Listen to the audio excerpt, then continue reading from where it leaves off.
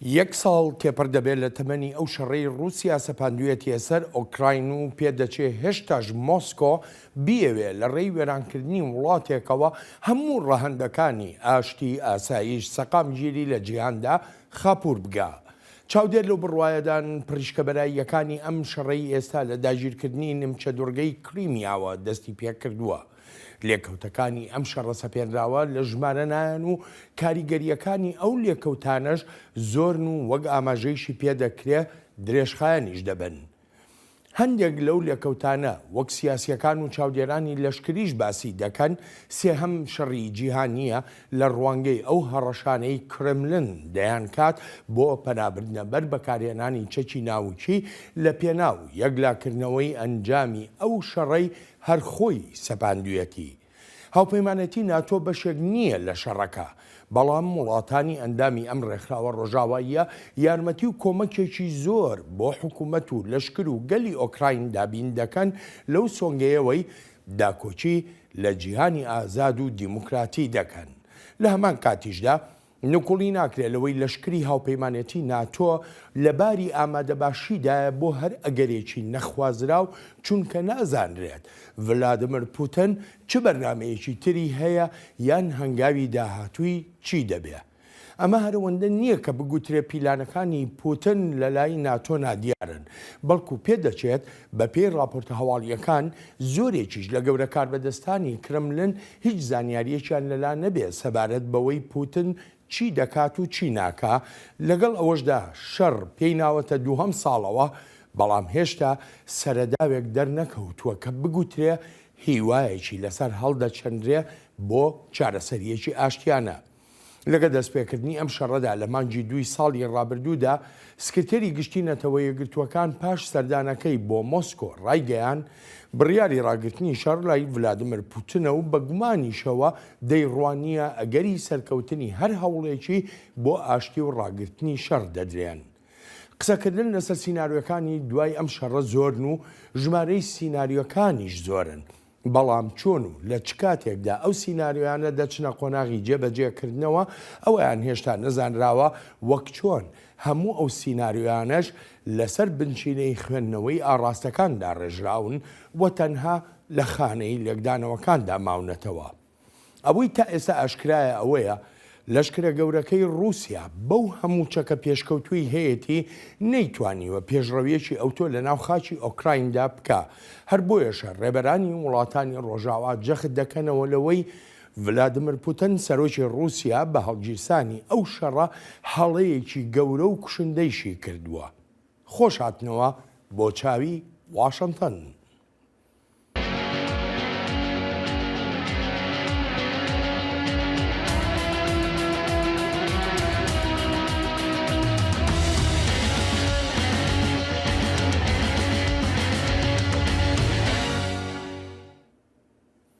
هاوکاتی یەکەم ساڵیادی شەڕی سەپێنراو بەسەر ئۆکرایندا سەرۆکی ئەمریکا پێداچوونەوەیەک دەکات بە ڕەفتارە درڕندانەکانی رووسیا لە ئۆکراین کردوونی و دەشیان خاتە خانەی تاوانی دژە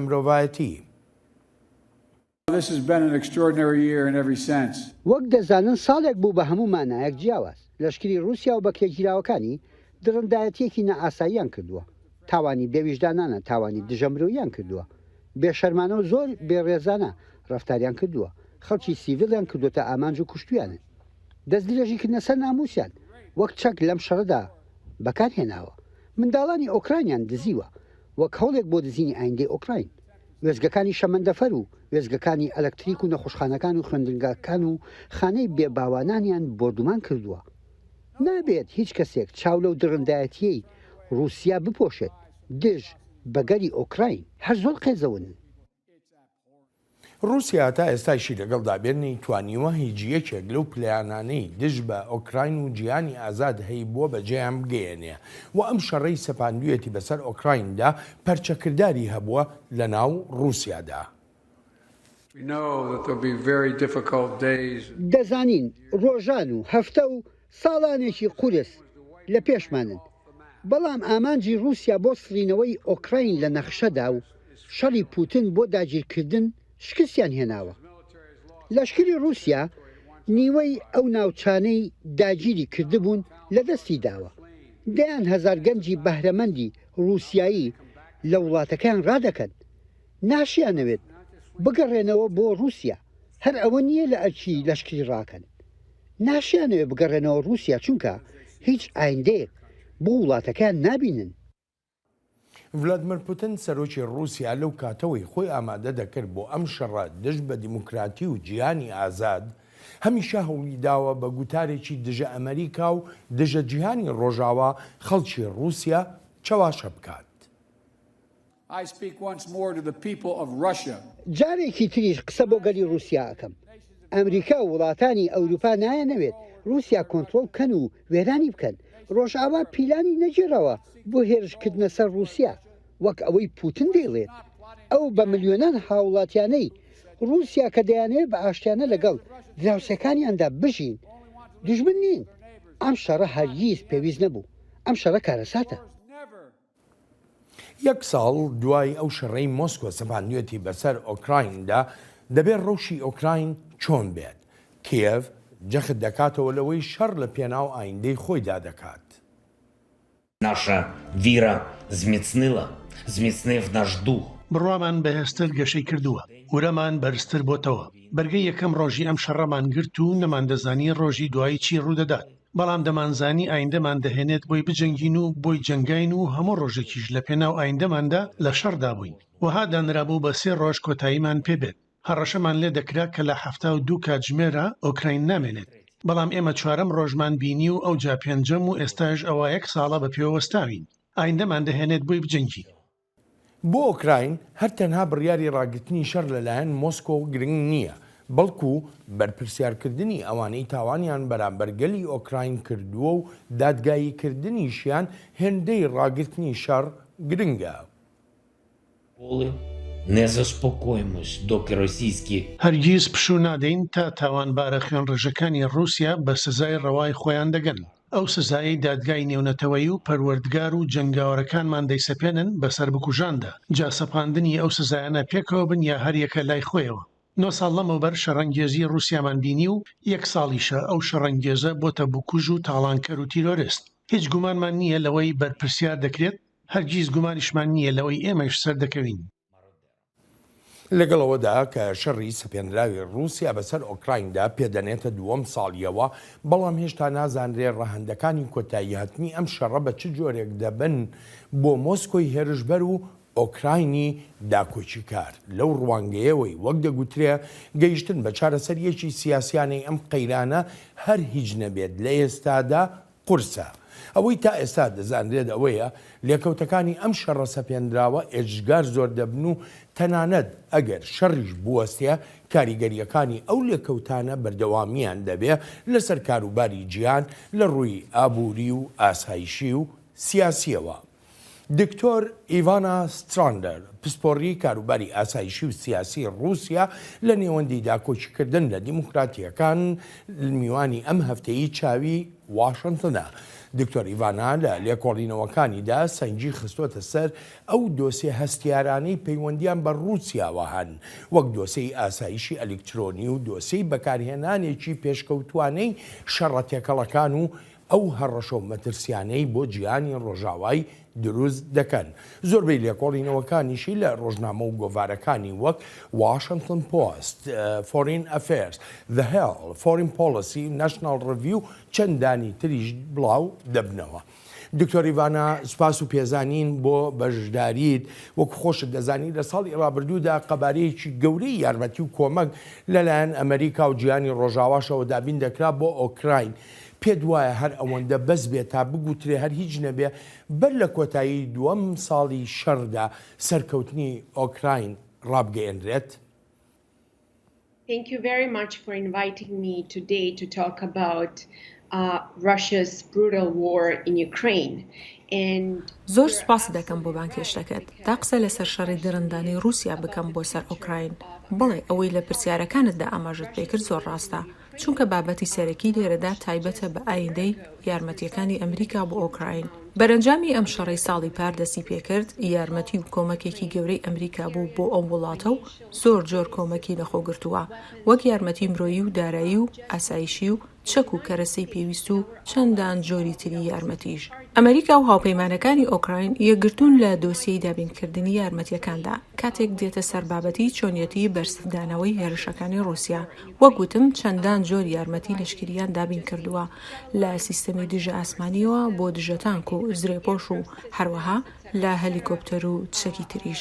بەڵام پێم وانییە ئەوەندە بەس بێت بۆ سەرکەوتنی تەواوەتی ئۆکراین و پێویستە یارمەتی زیاتر دابین بکرێت. هەمیشە جەخت دەکەمەوە لەوەی ئەو شەڕە هەر تەنها شەڕێک نییە لەسەر خاکی ئۆکراین چونکە رووسیا بەردەوام هەوڵی تێکدانی سیستەم و سەقامگیری جیهانی داوە. هەوڵی داوە لە بەهای سیستەمی نێونەتەوەی لیبراڵی کەم بکاتەوە. بەدڵنیاییەوە ئۆکراین لە شەڕێکدایە لە پێناو دیموکراتی و ئازادیدا. هەر بۆیەشە ئێستا پێویستە بە هەموو شێوەیەک یارمەتی کێف بدرێت چونکە ئەو وەرزی بەهارە لەوانەیە ببێتە سەرۆوەختێکی زۆر دژوار بەهۆی جموجۆڵەکانی رووسیاوە و پوتین چەکدارێکی زۆری ئامادە کردووە بەبێ گوێدان و بیرکردنەوە لەوەی چەند کەسی تر بەکوژ دەدات. جا بێگومان لەوەهای ئەگەرێکدا لەشکری ئۆکراین ڕوبەڕووی شێڕێکی تاقەت بڕوکێن دەبێتەوە. جا پێویستە موشکی دوورهاوێژ و چەکی تر و کاری تریش بکرێت نەک تەنها ئەمریکا بەڵکو هاوپەیمانەکانی ئەمریکاش وەک فەڕەنسا و ئەڵمانیا تانک و چەکی زیاتر بگێنن چونکە ئەوە هەنگاوە دروستەکەی و پێویستی شەپەلەی تێدا بکرێت.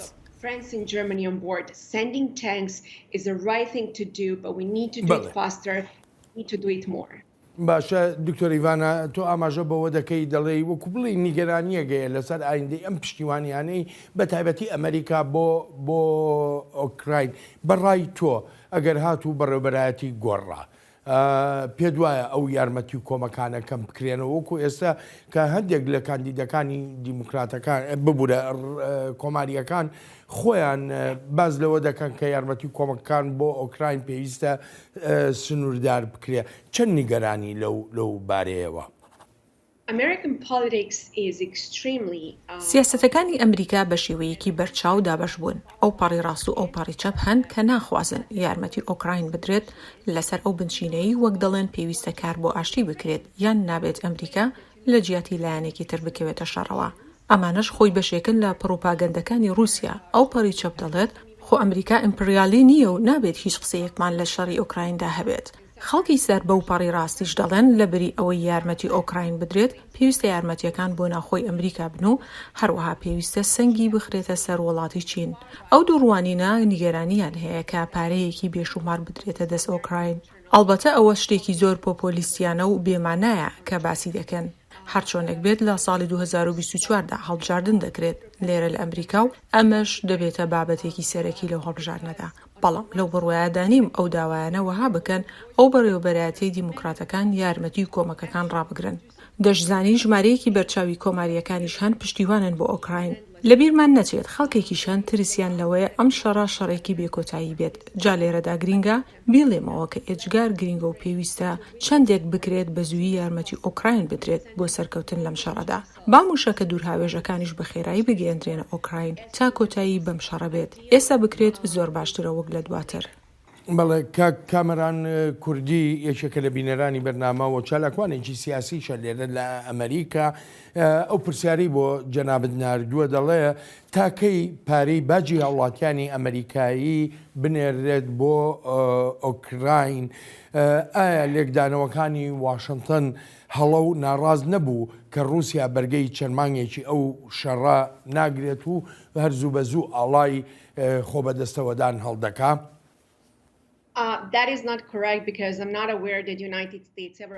پێم وایە ئەوە هەڵەیە چونکە هەرگیز نەمبیستووە ئەمریکا وتیبێتی ئەم شەڕە زوو کۆتایی پێدێت.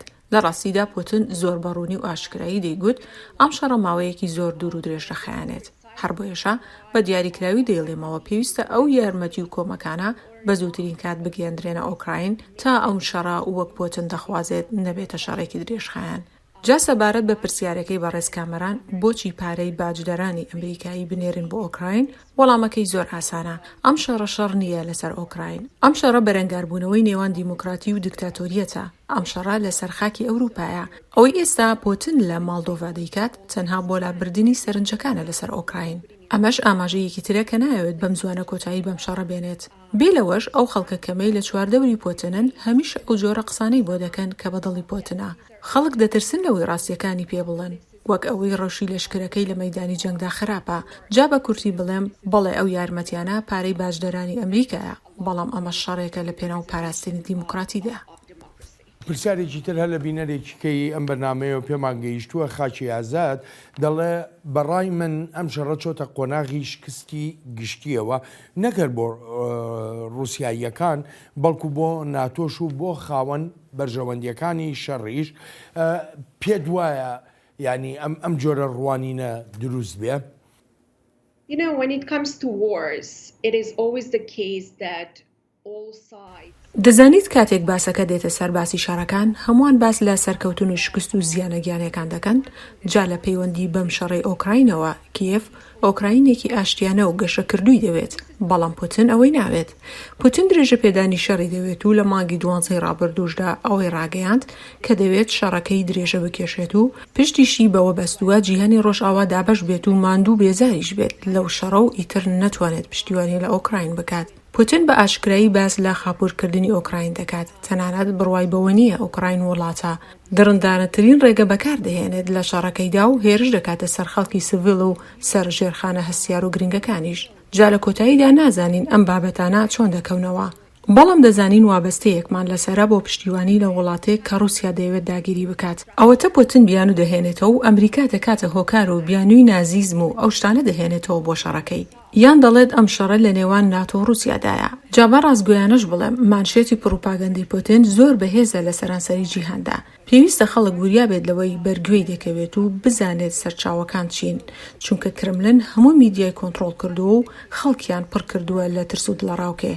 ئەمەش ڕێک ئەو شتەیە کە پوتین دەیەوێت. دێرەدا بە ئەوەش بڵێم بەوانەی لەو بڕوایەدان پێویستە دانوستاندن بکرێت بۆ کۆتایی هێنان بەم شەڕە، با بچن بە پوتین بڵێن بە ئەم شەڕە ڕابگرێت و دەستبەرداری هەموو ئەو ناوچانەش بێت کە داگیری کردوون و باوازیش لە ئۆکراین بێنێت تا لە ئاشتی و گەشەکردندا بژیت.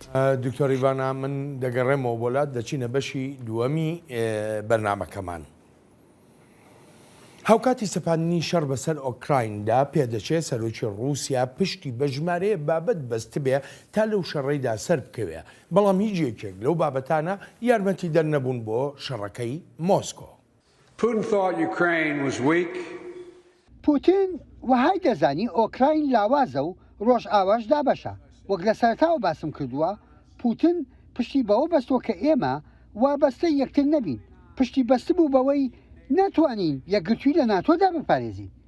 پشتی بەوە بەست بوو کە نەتوانین لایەنی تر بۆ پشتیوانی لە ئۆکراین کۆبکەینەوە. پوتین وهای بیردەکردەوە دەتوانێت لە ئێمە زیاتر بەرگە بگرێت، مەگەر هەر خوا بزانێت بی لە چی تر کردوتەوە. جا ئەوە تا بە ئاشکرایی هەڵە بووە و 1 ساڵیش دوای ئەم شەڕە بەڵگەی هەڵەبوونی پوتین لێرەدایە کە پێکەوەین. ئەمریکا و جیهانی ڕۆژاواش بەردەوامن لە دابینکردنی یارمەتی و کۆمەکە لەشکریەکانیش بۆ ئۆکراین. وەک سەرۆکی ئەمریکا دەڵێ هێشتاش یارمەتی و کۆمەکی زیاتریش دابین دەکرێت بۆ پارێزگاریکردن لە ئۆکراین. پێکەوە وابەستەین بۆ دابینکردنی نزیکەی 600 تانک و هەزاران زلی پۆش و 1000 یەکەی تۆپخانە و زیاتر لە 2 ملیۆن گولە تۆپ و زیاتر لە 50 سیستمی تەخانی موشکی دژە کەشتی هەروەهاش دژە ئاسمانی. ئەمانە هەمووی بۆ بەرگریکردن لە ئۆکراین. ئەمانە بێ ئەو 500 ملیۆن دۆلارەی ترە کە دابین دەکرێت. ئێستاش لە بەردەمتاندا ڕای دەگەێنم ئەم یارمەتیانەتان بۆ دابین کراوە. هەر بڕیار لە دابینکردنی ئەو یارمەتی و کۆمەکانە بەس نین بۆ ئۆکراین، بەڵکو وەک ئەوروپاییەکان دەڵێن دەبێ بە خێراییش بگەێنرێن تا تەواوی ئەوەی لەشکری ئۆکراین پێویستێتی بە زووی بەدەستی بگات. کات گرنگە خێراییکردنی گەیاندن ینی ڕزگارکردنی ژیانی زیاتر و پێویستە بە خێرایی هاوکاریەکان بگەێنین. هەرتەنها پشتیوانی بەس نییە، بەڵکو خێراگەیاندنی پێداویستەکان گرنگە. دامەزراوەی ئاشتی ئەوروپا بەردەوام دەبێت لە دابینکردنی دارایی و مەشق پێکردنی هێزە سەربازیەکانی ئۆکراین. هەروەها دەیڵێمەوە لەشکری ئۆکراین پێویستی بە بڕێکی زۆر تەقەمەنی هەیە بۆ بەرەنگاربوونەوەی شەڕەنگێزیەکانی رووسیا. لای ئۆکراین بۆ سەرکەوتنی یەکلاکەرەوە دابینکردنی هەموو جۆرە چەکێکی پێشکەوت و گرنگە بۆ ڕێگەگرتن لە هەموو ئەو ئەگەرانەی مۆسکۆ بیریان لێ دەکاتەوە.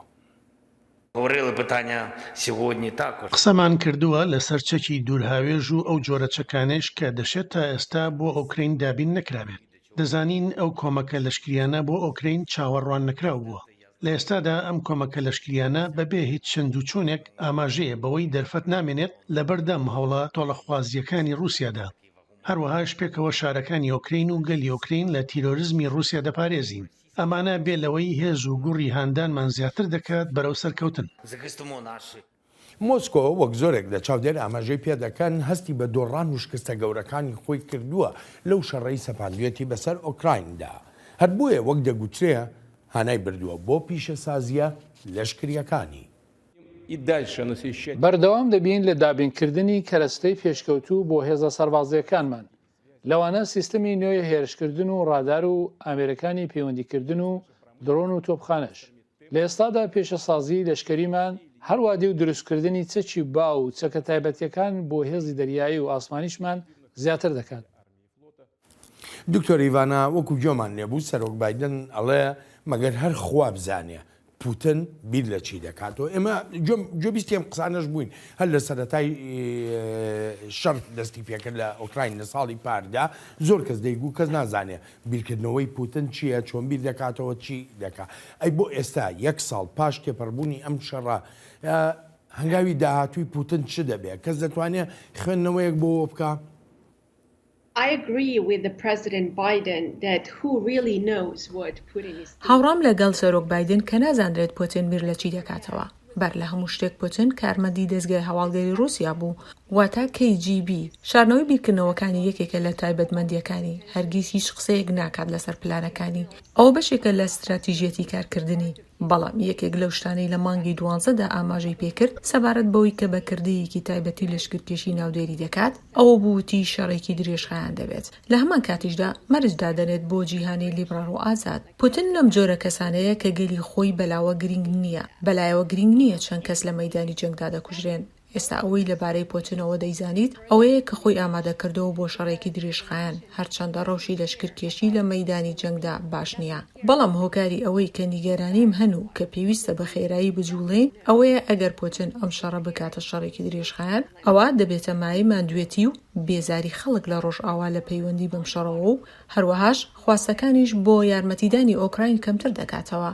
تەنانەت ئەو کەسەی لە دوای پۆتنەوە دێت کە زۆریش پێ ناچێت لەوانەیە بیرکردنەوەیەکی جیاوازی هەبێت لەسەر دیموکراتی لە رووسیادا و لەسەر دۆسیەی ئۆکراینیش. ئەم بابەتەشم بەلاوە گرنگە چونکە دۆسیەی ناسیۆنالیزم لە رووسیادا لە هەڵکشانێکی بەرچاودایە. ئێستا زیاتر لە 150 خەڵک لەو بڕوایەدان ستالین ڕێبەرێکی مەزن بووە و ئێستاش وێڕای کێشە ناوخۆیەکانی رووسیا بەڵام خەڵک ئەم کێشانە بەهێند وەرناگرن. جاپۆتن هەرچیەکی بوێت بیڵێت دەیڵێت وەلێ سزاکان کاریگەری خۆیان هەبووە. ئابووری ئەم وڵاتە لە دارماندایە گرانەیەکی زۆر هەیە خەڵک ناتوانن بە ئاسانی هاتوچۆ بکەن. بێ لەوانەش ناکۆکیەکی گەورەشەیە لە نێوان لەشکر و هێزە نیمچە لەشکریەکاندا کاتێک باز دێتە سەر ئەم شەڕە. ئەوەتە خەڵک هەن لە رووسیا نەک ناڕزایی دەردەبن و باز لە ناڕزایی ئەم شەڕە دەکەن بەڵکو باسیش لە دۆڕاندنی شەڕەکە دەکەن. گرنگیشە سەرنج بدەینە سەر ئەوەی لە ناو رووسیادا چی ڕوودەدات چونکە کاریگەریەکی زۆری دەبێت بەسەر ئایندەی ئەم شەڕەوە بە تایبەتی ئەگەر شتێکی گەورە لە ناو رووسیادا بقەومێت. سەبارەت بە ڕۆژی ناوخۆی رووسیا دێنەوە سەر ئەو بابەتە بەڵام ئێستا دەمەوێت بزانم وەکو نووسەر و لێکۆڵەر چیمەند ساڵح پرسیارێکی بۆ جەنابەت ناردووە لەسەر ئەگەرەکانی بەکارهێنانی چەکی ناوچی لەم شەڕەدا بخۆ دەزانی چەند جارێک گەورە کاربەدەستانی کرملن و تەنانەت ڤلادیمیر پوتین بۆ خۆیشی ینی ئەگەرەکانی بەکارهێنانی ئەو چەکە کۆمەڵکوژیەی بە دوور نەزانیوە بۆ یەکلاکردنەوەی شەڕی ئۆکراین. بەڵام پرسیارەکە لەوەدایە ئایا پوتین هەنگاوێکی لەو شێوەیە دەنێت؟ بە پێویستی دەزانم ئەم ڕاستیە بڵێم لە سەرەتای ئەم شەڕەدا من بۆ خۆم یەکێک بووم لە کەسەیەکەمەکانی بە زۆری باسم لە ئەگەری بەکارهێنانی چەکی تاکتیکی ناوەکی دەکرد لەلایەن رووسیاوە. بەڵام هەڵەبووم چونکە پێم وابوو رووسیا دەتوانێت لە بەرەکانی جەنگ لە پێشڕەوی دابێت. بێ لەوەی چیتر ڕوویدا CIA دەستگای هەواڵگەری ئەمریکا ئاماژەیەکی ڕوون و ئاشکراینار بۆ پوتین ئەگەر بێت و ئەو چەکانە بەکار بهێنرێت ئەوە ڕوبەڕووی بەرەنجامی زۆر خراپ دەبێتەوە. خاڵێکی تریش ئەوەیە ئەوەیە کە رووسیا زۆر بەباشی تێگەشتووە لەوەی چۆن خەڵک دەترسێنێت. پوتین ئەم کارە دەکات و خەڵک و جیهانیش دەترسێنێت و ئەوەی ئێستا دەیەوێت بیکات ئەوەیە باز لە ڕۆژاوا دەکات لەسەر وەختی شەڕی ساردە. نانەوەی ترس لە ڕێی چەکیناوەکیەوە، ئیتر بۆیە بەردەوام گوێمان لەوە دەبێت بەرەو سێم شەڕی جیهانی دەڕۆین. مەترسی بەکارهێنانی چەکیناوەکی هەیە. ئەمە دەکات چونکە پوتین دەزانێت چۆن مێشکی خۆی بخوێنێتەوە. من هەرگیز بڕوان بە مڕوانینە نییە کە دەڵێت پێویستە دەرفەتێک بدرێت بە پوتین تا خۆی ڕزگار بکات لەم قەیرانە. هەموو دەزانین کە پوتین کۆنتڕۆلی تەواوەتی میدیای کردووە لە رووسیادا و هەر خۆیەتی قسە دەکات و هەرچیەکی بێوێت دەیڵێت. تەنانەت ئەگەر بێوێت ئاوا دەتوانێت سبەی سەرکەوتنیش لەم شەڕەدا ڕابگەێنێت بۆ خەڵکی خۆی. جا ئەوەی دەیڵێت لەوانەیە پوتین چەکیناوەکی بەکاربێنێت تا بەڕووی سووری لەم شەڕە بچێتە دەرێ. ئەوە من دەڵێم نەخێوانیە. چونکە لای من ئەوە هەر دەچێتە خانەی هەڕەشەکردن و نانەوەی تەرس. پوتین ئەزمموی پێشتریشی هەیە لەم جۆرە هەڕەشانەدا. بەردەوامیش دەبێت چونکە ئەوە یەکێکە لەو ئامرازە بەهێزانەی بەدەستیەوەیەتی تا بە خەڵکی سەرانسەری جیهان بڵێت یارمەتی ئۆکراین مەدەن. ئەگەرنا ئەوە ئاستی شەڕەکە بەرز دەکەمەوە و چەکیناوەکی بەکاردەهێنم. دکتۆر ئیڤانە وەکو خۆشت دەزانی ئەمریکا فشارێکی ئێجگار زۆر دەکات، کۆمەڵگەی نێونەتەوەییش بە هەمان شێوە فشارێکی ئێجگار گەورە دەکەن. بەشێک لەو فشارانە ئەو سزا قورسانەیە کە سەپێنراونەتە سەر مۆسکۆ، هەر هەمووی لە پێناو ناچارکردنی ڤلادیمیر پوتین بەوەی بڕیاری ڕاگررتنی شەڕ بدا. هەتا ئێستا ئەم فشارانە سەرکەوتو نەبوون لە ئامانجەکەیاندا. چیتر زیاتر بکرێ پوتین ناچار دەکات بەوەی شەڕ بوەستێن؟ زۆر سوپاس بۆ ئەم پرسیارە چونکە گرنگە بۆ ئەم ڕەوشە. پوتین لەو بڕوایەدایە لە ڕۆژێکی زۆر باشدایە و دەشتوانێت بەردەوام بێت لە بەڕێوەبردننی ئەم شەڕەدا و سەریشی لە زەوی نادات لەم جەنگەدا. پێم وایە لێرەدا دوو بابەت پێویستن. یەکەمیان هەر چەندێکی دەکرێت سزاکان لەسەر رووسیا تونتر بکرێت و ئەوە تا ئابووری لە رووسیا لە داڕماندایە و گرانیەکی زۆریش هەیە کە لە میدیای ڕۆژاوادا باس ناکرێت. خاڵی دووهەم ئەوەیە پێویستە موشکی دوورهاوێش بنێدرێت و هەروەهاش هەموو ئەم جۆرە چەکانەی ئۆکراین پێویستێتی تا داکۆکی لە خۆی بکات لە بەرەنگاربوونەوەی رووسیادا. بەڕاستی پێویست بەوە ناکات پاڵ بە کێفەوە بندرێت بۆ دانوستاندنکردن، چونکە ئەمە شتێکە پێویستە ئۆکراین خۆی بڕیاری لێ بدات کاتێک دەزانێت گونجاوە بۆ دانوستان و دانیشتن لەسەر یەک مێز لەگەڵ رووسیەکاندا، هەروەها و توێشکردن لەسەر ئەگەری ئاگربەستێک. جا ئەوەی باز دەکرێت لە بارەی دانوستاندن و چارەسەرکردنی ئاشتیانە و ئەو بابەتانە ئەمانە لەگەڵ رووسیای پوتیندا یەک ناگرنەوە و ئەو ئەزمونانەی لەگەڵ رووسیادا هەیە تەواو جیاوازن. ئێستا خەڵک هەمووی باس لە داگیرکاریەکانی ساڵی 2022 دەکەن لە کاتێکدا پێویستە هێرشەکانی ساڵی 2014 رووسیاشمان لەبیر بێت. هەر بۆیە دەڵێم هەر وتوێژێک لەسەر ئاشتی یەکێکە لە ڕێگەکانی پوتین تا کاتی زیاتر بەدەست بێنێت بۆ ڕێخستنەوەی لەشکرەکەی و بەهێزکردنی ئەو جاش درێژەدان بە سیاسەتە شەڕانگێزیەکانی. دکتۆر ئیڤانە من دەگەڕێمەوە بۆلات دەچینە بەشی سێمی بەرنامەکەمان. هەوڵەکان لە ماوەیەی ئەم ساڵەی ڕابردوودا زۆر بوون بۆ چارەسەرکردنێکی سیاسیانەی قەیرانی ئۆکراین، وەک نەتەوە یەکگرتوەکان دەڵێ تا خەڵکی زیاتری سیڤیلی نەبنە قوربانی.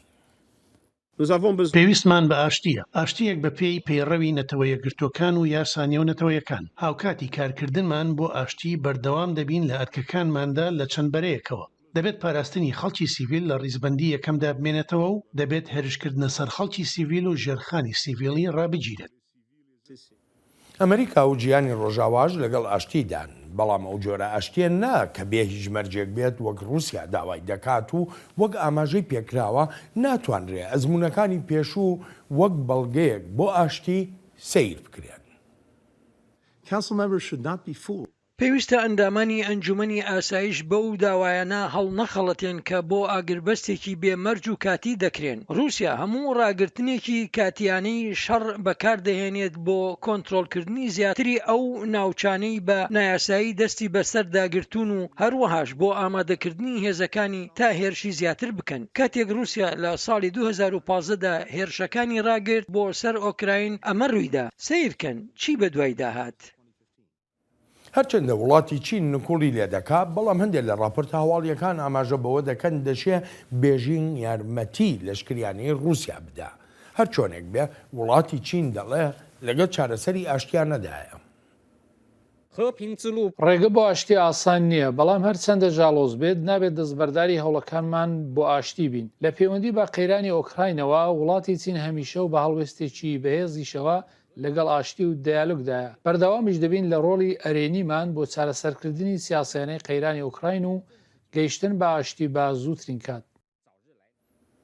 ئۆکراین لە نەتەوە یەکگرتووەکانەوە پەیامی خۆی دەگەیەنێتە رووسیای ڤلادیمیر پوتین و پێی دەڵێ چاوەڕوانی شکستە گەورەکانێ بکە. ئۆکراین سەر دەکەوێت. پوتین زۆر زووتر لەوەی چاوەڕوانی دەکات شکست دەهێنێت. با کاربەدەستان و سەربازەکانی رووسیا بزانن پێتان وهایە ئەوەی کردوتانە بۆتان نەچێتە سەر؟ نەخێر، ئێوە دادگایەکرێن دەبنە گەواهیدەر لەسەر ئەوەی چەندێک دژی ئەو شەڕانگێزیە دەبوونەوە و چۆنیش تەنها فرمانەکانتان جێبەجێ دەکرد. پێتان وایە جیهان ماندوو دەبێت لە پشتیوانیکردنی ئۆکراین؟ نا، پشتیوانیەکان هەروە دێ و زیاتر دەبن. پێتان وهایە ئۆکراین لە داکۆکی لە خۆکردن ماندوو دەبێت؟ جا هەر چەندێک هێرشەکانتان بۆ سەر ئۆکراین درێژە بکێشن، ئەوە ورە و سووربوونی ئۆکراین زیاتر دەبێت و شکستێکی پڕ لە شەرمەزاریش بۆ ئێوە دەمێنێتەوە. رووسیا دەڵێت شەڕەکەی سەپاندوویەتیە سەر ئۆکراین لە پێناوەدایە تا دراوسەیەکی باشیە بێت. ئەو قسەی لەم هەفتەیەدا و تەنانەت پێشتریش گوێمان لێ دەبوو ئەگەر رووسیا شەڕ بگرێت ئەوە شەڕ کۆتایی پێدێت و ئەگەر ئۆکراین شەڕ نەکات ئەوە کۆتایی بە ئۆکراین دێت. پێدەچێت قسەیەکی جوان بێت، بەڵام هەڵەیە. کەی و لەکوێ گوێبیستی ئەوە بوون ئامانجی کردە لەشکرەکانمان وێرانکردنی ئۆکراین بوو بێت یان لێسەندنەوەی ناسنامەی ئۆکراین بێت لە وڵاتە؟ هەرگیز ئامانجی وەهامان نەبووە. هەمیشە ویستومانە دراوسەیەکمان هەبێت نەبێتە سەرچاوی هەڕەشە و مەترسی لەسەرمان و هیچ جیاوازیەک لەگەڵ کەسدا نەکات و هەوڵی بوژاندنەوەی نازیزم نەدات. دکتۆر، یەکێ لە پرسیارەکانی لە بەشی پێشووی بەرنامەکەدا باسمان کرد دۆسەی ڕاگررتنی شەڕ و ئاشتی بوو. بەڕای تۆ دەرفەتێک بۆ ئاشتی ماوە بۆ کۆتایی هێنان بەم شەڕە؟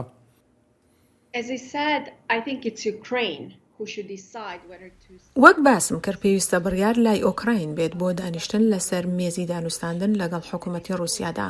لە ڕاستیدا پوتین ناخوازێت بڕوات بەرەو چارەسەریەکی ئاشتیانە، چونکە زیاتر مەیلی بەلای درێژکردنەوەی ئەم شەڕەدایە نەکۆتایی پێهێنانی.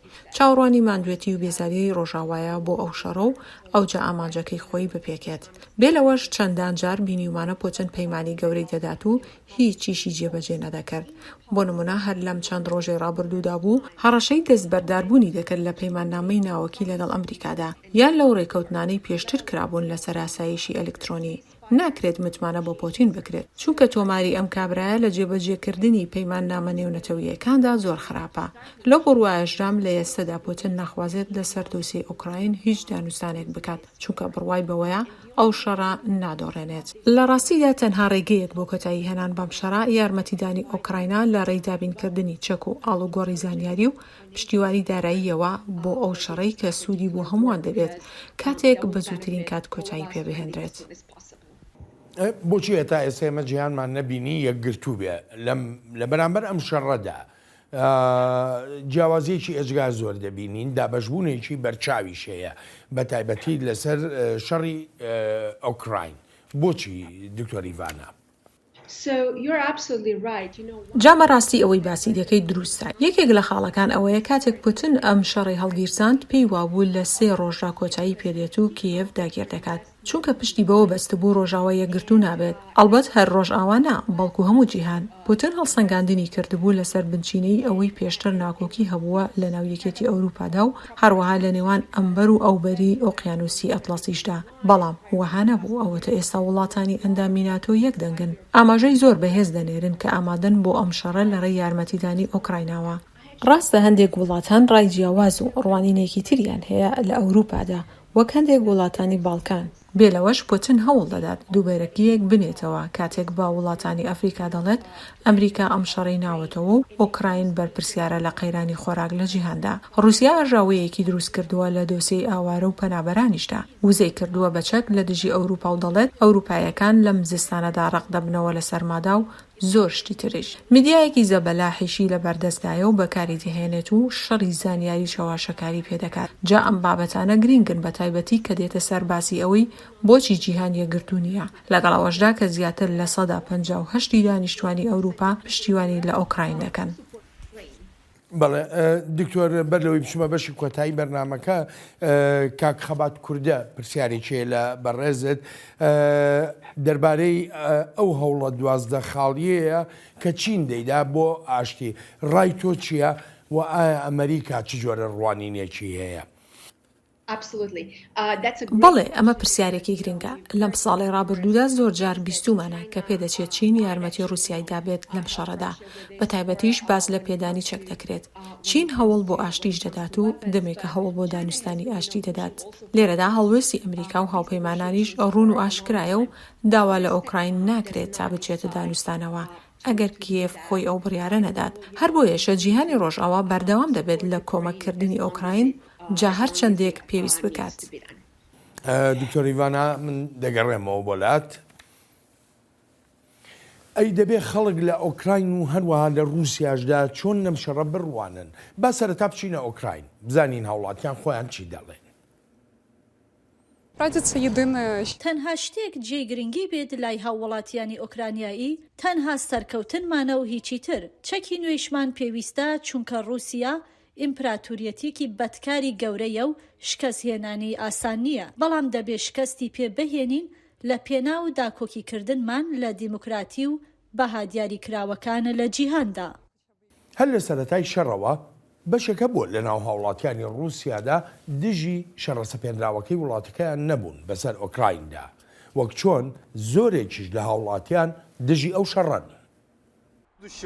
من ئێستا هیچ ئایندەیەک نابینم، لە خۆم ناپرسم بۆچی منداڵم نین، جا بۆچی منداڵم هەبن، تەنانەت هیچ هۆکارێکیش نابینم تا پەرە بە مێشکم بدەم، جا سوودی چیان دەبێت لە کاتێکدا هەر شتێکیان بوێت بە چەقەنەیەک دەیکەن. وەک هاوڵاتیانی ئۆکراین دەڵێن ئەوەی لە وڵاتی خۆیاندا دەیکەن مافێکی ڕەوای خۆیانە و ئەوەی ڕووسیاش دەیکات بە هەموو پێوانەیەک دژی یەک بەیەکی پرەنسیپەکانی مافەکانی مرۆڤە. پێم وایە هەمووتان هاوڕان بەبێ گوێدانە ئەوەی خەڵقی کوێن و نەتەوەمان چییە مەفمان هەیە کە نەکوژرین لە ناو نیشتیمانی خۆماندا. هاوڵاتیانی ئۆکرانی ساڵێکە بە بەرچاوی هەموو جیهانەوە دەکوژرێن، لە شار و گوند و ئەپارتمنت و نەخۆشخانە و هۆڵەکاندا دەکوژرێن. هەر بۆیشە ئێمە مافی بێ چەند و چۆنی خۆمان بەکاردەهێنین مافی بەرگری لە خۆکردن. دکتۆر ئیڤانە ئێمە پێشتریش هەر لە سەرەتای شەڕەوە ئەگاداری ئەوەی ناڕەزاییەکی زۆر هەبوو لە ناو ڕووسیادا دژ بەم شەڕە. ناڕەزایی لە ڕووسیادا چ مانایەکی هەیە؟